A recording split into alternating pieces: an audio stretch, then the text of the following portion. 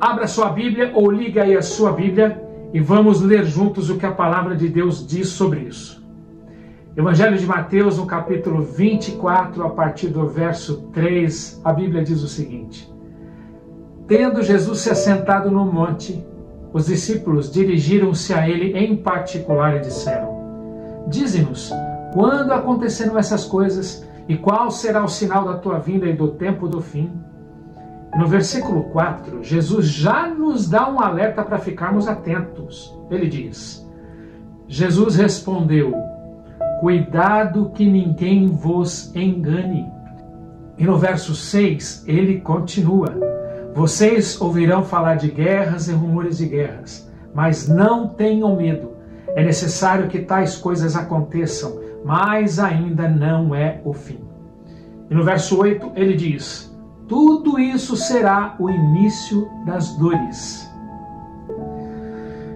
Desculpa, mas eu tenho visto muitas e muitas pessoas indo para a internet falando da volta de Cristo, mas focando somente no alarmismo, no medo, gerando ansiedade e tensão em todas as pessoas. Nós nunca vivemos em um tempo onde as pessoas são oportunistas quanto ao tema da volta de Cristo. É claro que existem aquelas pessoas que falam sobre a volta de Cristo com o coração sincero, querendo a salvação das pessoas, mas tem muita gente que está usando o medo e o alarmismo para ganhos pessoais e interesses egoístas, essa que é a verdade. As pessoas, geralmente, até induzidas por Hollywood, possuem um medo natural por assistirem aqueles filmes de fim de mundo. E quando alguém fala neste tema, elas ficam amedrontadas e acreditam em tudo, ou pelo menos quase tudo sobre esse assunto. Ainda mais depois dessa pandemia, os pregadores do caos aproveitaram para aumentar o seu número de seguidores, aproveitaram para ganhar dinheiro com os seus vídeos, ao custo do evangelho sensacionalista e alarmista do medo alheio. Preste atenção no que eu vou te dizer. Preste atenção, é muito importante agora. O fim não virá pela gravidade da crise, mas pelo aumento da esperança. E nem será definido pelo crescimento do mal, mas pelas oportunidades do bem. A pregação sobre a volta de Jesus deveria ser pregada com foco na alegria do reencontro com o nosso Deus, e não pautada no medo do fogo eterno. Existe uma diferença muito grande dos sinais das dores, como diz o texto, para o sinal decisivo da proximidade da volta de Jesus. O capítulo 24 de Mateus, citado pelo próprio Cristo, nos esclarece isso. Os sinais das dores são indicativos. Se você observar bem, eles sempre aconteceram desde que o pecado entrou no mundo. E eles se intensificarão perto do fim. Já o sinal decisivo demonstrará que o fim realmente chegou. Primeiro, Jesus fala para a gente ter cuidado, que muita gente iria querer nos enganar, inclusive esses alarmistas. Ele nos dá uma lista dos sinais das dores e nos diz que eles são o princípio do fim. Guerras, rumores de guerras, pestes, fomes, terremotos. Jesus fala da tribulação, do tempo de angústia, da perseguição religiosa, escândalos, traição, ódio, falsos profetas, aumento da iniquidade, a falta de amor. E para reforçar que ainda não é o fim, depois dessa lista, Jesus ainda diz: aquele que perseverar até o fim, esse será salvo. E isso está em Mateus 24:13. Existe um caminho, uma distância entre os sinais das dores e o fim. O verso 13 é claro. Se você perseverar passando pelos sinais das dores, aí sim, depois de perseverar, e perseverar indica sentido de tempo, virá o sinal decisivo. Então virá o fim de tudo. Agora, o sinal decisivo e que nos mostra que o fim chegou está em Mateus 24:14. Ele diz assim: E será pregado esse evangelho do reino por todo o mundo para testemunho a todas as nações. Então virá o fim. Esse é o sinal decisivo, a pregação do evangelho a todo mundo. Quer ver um passo a passo? Primeira coisa, vai acontecer os sinais das dores, guerras, pestes, fomes, terremotos, aquela lista que você já sabe. Em segundo lugar, o sinal decisivo, que é a pregação do evangelho a todo mundo. E em terceiro lugar, depois da pregação do evangelho, a volta de Jesus, que é o fim de todas as coisas. E nesse texto de Mateus 24:14, ainda existe uma condição para o fim. Ele diz assim: o evangelho eterno será pregado a todo o mundo, então, esse então é condicional, então virá o fim. Enquanto o evangelho não for pregado a todo mundo, o fim não vai acontecer. No texto existe uma condição para isso. Quem ama a volta de Cristo não espalha uma mensagem de condenação e medo, mas um convite de esperança e salvação. Nós precisamos estar atentos para os sinais das dores, mas sem que isso se torne mais importante do que a pregação do evangelho. O mais importante é o preparo e não a notícia. Existe gente que fala de conspiração, da despopulação, de uma ordem mundial completamente nova, de um único homem no poder. Cada um destes falam os mais variados devaneios e sem provas. Você percebeu que cada alarmista tem uma teoria diferente do outro? Já a Bíblia não, ela é concisa.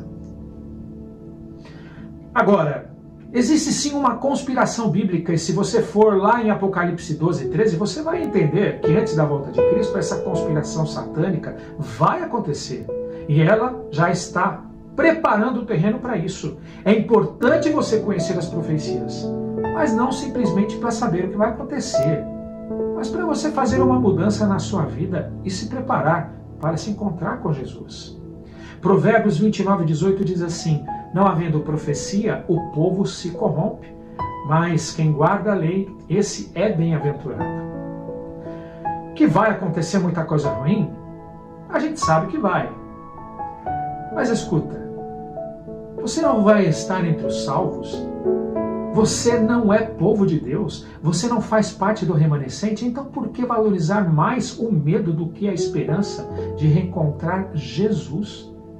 Onde você está depositando a sua confiança? O alarmismo antes da volta de Cristo é plano de Satanás. E eu não estou dizendo aqui que Cristo vai demorar. Os sinais das dores estão aí todos os dias para a gente ver. E a gente também pode morrer. E quando a gente morre, Jesus voltou para a gente naquele momento. E é por isso que temos que nos preparar agora. Mas esse alarmismo vai fazer muita gente se perder. Porque quando as coisas estiverem acontecendo de fato, as pessoas não acreditarão. Agora pasmem. A moda agora é ir para morar no campo. Porque os juízos de Deus começarão a cair nas grandes cidades. Muitas pessoas estão vendendo tudo o que tem para morar no campo. Compram um pedaço de terra e vão morar no campo com medo do fim do mundo. Ok, no campo é realmente muito melhor do que morar nas grandes cidades. Numa proliferação de doenças, por exemplo, no campo é muito mais difícil de se pegar e cada vez mais ficará difícil de se morar nas cidades mesmo. Mas quem vai para o campo não deve ficar insistindo para que as pessoas se mudem para lá. Existem pessoas que não estão preparadas para morar no campo e nem cuidar da terra. E quando elas fazem isso, percebem que deram um passo errado e tentam voltar para trás. E muitas delas voltam porque não aguentam viver no campo. Só que voltam sem esperança em Deus e ainda por cima culpando o Criador por causa do seu erro. Mudar-se para o campo é uma sugestão de Deus que nos foi dada pela inspiração, para criarmos nossos filhos distantes das cidades ímpias, por exemplo. Volto a dizer, foi uma sugestão e existe muito trabalho para se fazer nas grandes cidades. Além do mais, é preciso ter uma estrutura física e emocional para dar esse passo, de se mudar para o campo. Um casal estava tendo estudos bíblicos com um pregador do fim dos tempos. Sabe esses alarmistas?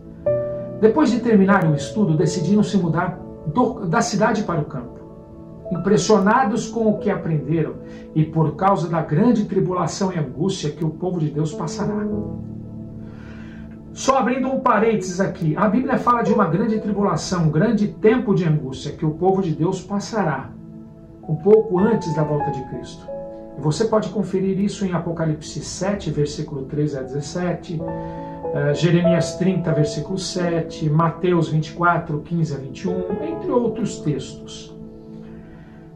Mas voltando ao casal, ele era dentista e ela trabalhava em uma empresa e tinha 2 filhos.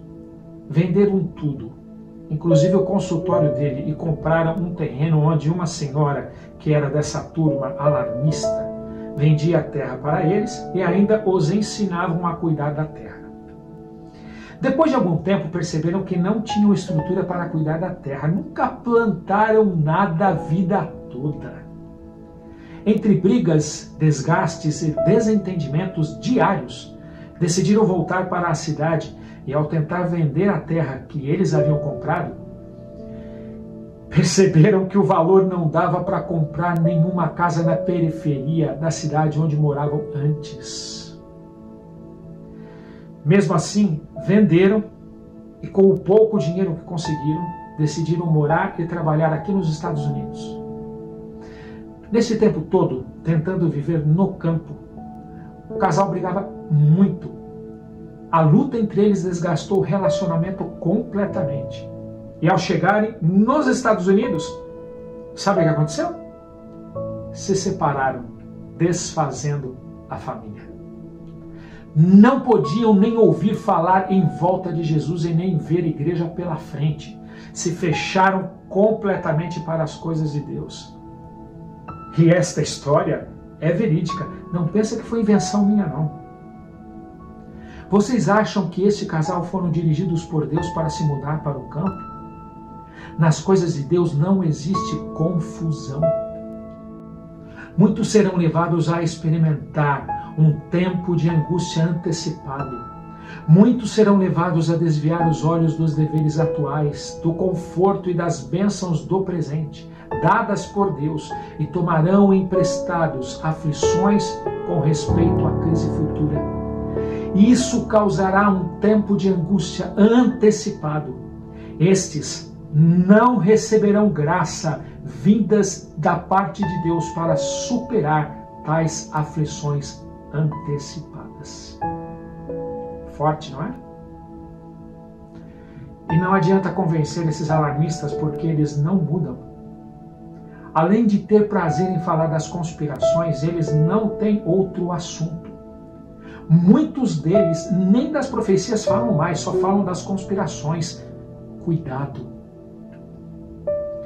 Não deixe o medo superar a esperança de reencontrar Jesus. E é isso que é lindo na volta de Cristo, o reencontro de Cristo com o seu povo. Se o medo bater a porta do seu coração, lembre-se do que eu vou te dizer agora.